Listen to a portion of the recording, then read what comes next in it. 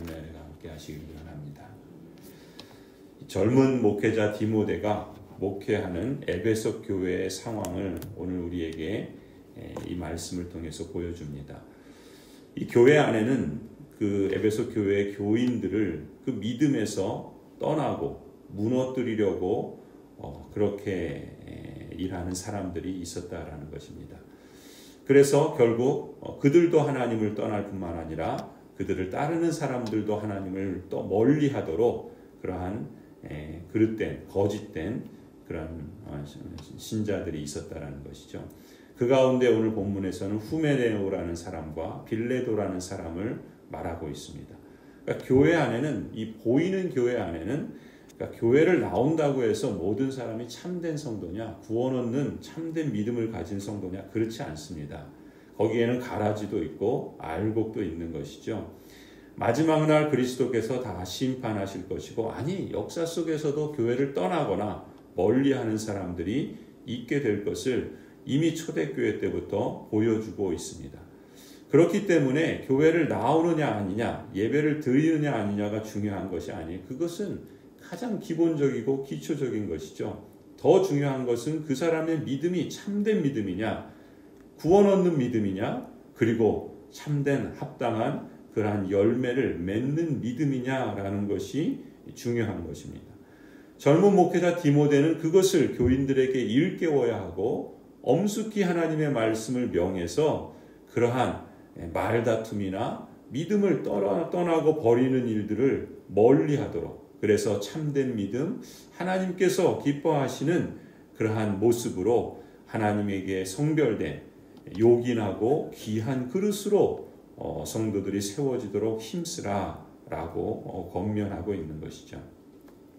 이 에베소 교회 당시의 모습에 많은 사람들이 영향을 받는 그러한 사상이 있었는데 그것을 영주주의라고 부릅니다.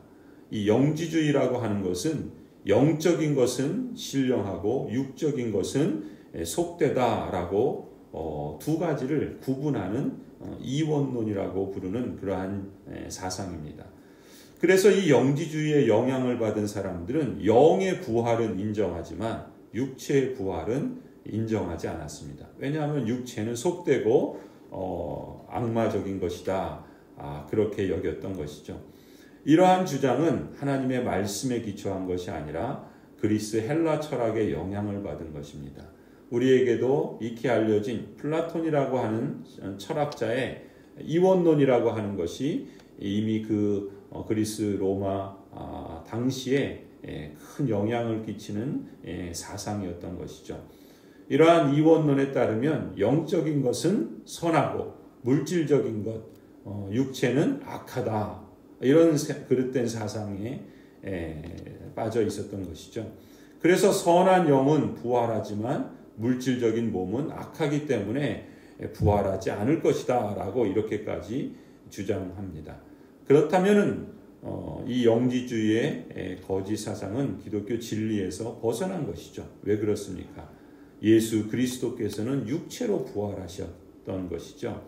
육체의 부활을 부인한다는 것은 다시 말하면 그리스도의 육체 부활도 부인하는 것이고 결국 그것은 그리스도를 부인하는 것이기 때문에 그렇습니다. 그것이 바로 그리스도를 대적하는 적 그리스도라 말할 수 있겠죠. 이런 맥락에서 사도 바울은 젊은 사역자 디모데에게 이렇게 권면합니다. 14절입니다. 신도들에게 이것을 일깨우십시오. 하나님 앞에서 그들에게 엄숙히 명해서 말다툼을 하지 못하게 하십시오. 그것은 아무 유익이 없고 듣는 사람들을 파멸에 이르게 할 뿐입니다. 그대는 진리의 말씀을 올바르게 가르치는 부끄러울 것 없는 일꾼으로 하나님께 인정을 받는 사람이 되기를 힘쓰십시오. 속된 잡담을 피하십시오. 그것이 사람을 더욱더 경건하지 아니함에 빠지게 합니다. 그들의 말은 암처럼 퍼져나갈 것입니다. 그들 가운데 후메네오와 빌레도가 있습니다. 그들은 진리에서 멀리 떠나버렸고 부활은 이미 지나갔다고 말하면서 사람들의 믿음을 뒤엎습니다. 이어서 사도 바울은 하나님께 성별되어서 요긴하게 쓰임받는 그릇의 비유를 말씀하죠. 20절입니다. 큰 집에는 금그릇과 은그릇만 있는 것이 아니라 나무 그릇과 질그릇도 있어서 어떤 것은 귀하게 쓰이고 어떤 것은 천하게 쓰입니다. 하나님 나라에서 귀하게 쓰임받는 사람이 되는 것을 소원하고 그렇게 힘쓰는 것은 참으로 아름다운 일이겠죠. 하나님 나라에서 그렇다면 귀하게 쓰임받는 사람은 어떤 사람인가? 그것은 그릇의 차이에 있지 않다는 것입니다. 금그릇이냐, 은그릇이냐, 나무 그릇이냐, 질그릇이냐. 그릇은 자기가 선택하는 게 아니에요. 하나님께서 각기 태어나게 하셨고 그 사람마다 각기 주신 은사가 있고 또 그 그릇에 질적 차이가 있습니다. 그것이 귀하게 쓰임받느냐 아니냐라고 말한다면 그것은 너무나도 부당하다라고 느끼겠죠. 하나님은 그렇지 않다라는 것입니다. 그릇의 차이에 있는 것이 아니고 귀하게 쓰임받는 그러한 특징은 정도의 차이가 있다라는 거예요. 주어진 것의 차이가 있는 것이 아니라 무엇을 내가 드리느냐의 차이라는 점을 말씀하고 있습니다. 21절에 이렇게 말씀하죠. 그러므로 누구든지 금그릇이든 은그릇이든 나무 그릇이든 질그릇이든 누구든지 이러한 것들로부터 자신을 깨끗하게 하면 그는 주인이 온갖 좋은 일에 요긴하게 쓰는 성별된 귀한 그릇이 될 것입니다. 이 앞서 언급했던 후메네오나 빌레도와 같은 이 거짓 믿음을 가진 그러한 사람들의 행위나 그러한 사람들의 말, 또 그러한 사람들의 모습을 피하고 깨끗하게 자신을 지키라는 그런 의미이죠.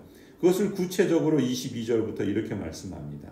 그대는 젊음의 정욕을 피하고 깨끗한 마음으로 주님을 찾는 사람들과 함께 의와 믿음과 사랑과 평화를 조치라 말씀합니다. 23절에도 어리석고 무식한 논쟁을 멀리 하십시오. 그대가 아는 대로 거기에서 싸움이 생깁니다. 주님의 종은 다투지 말아야 합니다. 그는 모든 사람에게 온유하고 잘 가르치고 참을성이 있어야 하고 반대하는 사람을 온화하게 바로잡아 주어야 합니다. 그렇게 하면 아마도 하나님께서 그 반대하는 사람들을 회개시키셔서 진리를 깨닫게 하실 것입니다. 그들은 악마에게 사로잡혀서 악마의 뜻을 쫓았지만 정신을 차려서 그 악마의 올무에서 벗어날 것입니다. 하나님께 성별되어서 요긴하게 쓰임받는 귀한 일꾼의 특징은 무엇입니까? 두 가지로 말할 수 있어요. 듣는 것에 주의하는 사람이고 또한 말하는 것에 주의하는 사람이라고 말할 수 있습니다. 말에는 망령되고 헛된 말이 있어요. 또 진리의 말씀을 분별하고 의와 믿음과 사랑과 화평을 추구하는 말이 있습니다. 말이라도 서로 다른 말인 것이죠. 망령되고 헛된 말은 유익이 하나도 없습니다. 그래서 듣는 사람들을 망하게 할 뿐이에요. 어리석고 무식한 변론을 일으키고 다툼을 일으킬 뿐이죠.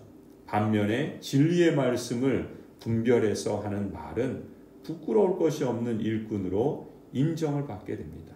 그래서 하나님 앞에 드리는 자가 되도록 인도하고 의와 믿음과 사랑과 화평을 추구하는 그러한 말은 모든 사람에게 온유하며 가르치기를 잘하며 참으며 반대하는 사람들도 온유함으로 징계할 수 있는 그러한 말인 것이죠. 우리가 이 말씀을 묵상하고 또 이 말씀을 우리 자신에게 적용하며 우리가 다 각기 하나님 나라에서 귀하게 쓰임받는 사람이 되었으면 좋겠습니다. 날마다 하나님의 말씀을 묵상하면서 그 말씀을 따라 자신을 돌아보고 살피고 자신에게 적용하여서 참으로 귀하고 복된 그러한 습관을 키워갈 수 있기를 바랍니다. 또한 그 말씀이 의와 믿음과 사랑과 화평을 추구하는 말로 표현될 수 있도록 힘쓰기를 소원합니다. 이처럼 성도 여러분 각 사람이 하나님께 성별되어서 요긴하고 귀한 그릇처럼 여러분의 말과 행동이 하나님 앞에서 귀하게 쓰임받기를 간절히 축원합니다.